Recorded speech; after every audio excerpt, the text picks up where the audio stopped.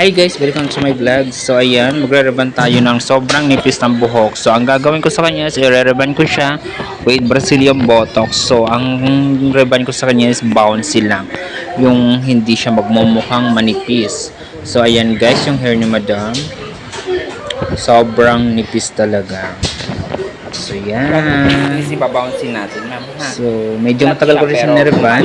So hindi porket manipis ang buhok ay bibilisan natin ang process ng ating pagre-reban. So medyo matagal din ang kanyang process kahit manipis kasi yung buhok niya is medyo may pagka-natural. So ayan, nababara na siya na number 1. Tapos ito na yung kanyang pinaka-final look.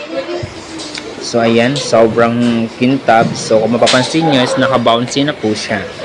So hindi na siya halatang manipis, o diba? Kita nyo yung anit niya. So naka-bouncy po yan. So sa mga nagtatanong na kung pwede i-reban ang manipis ang buhok, yes na yes po.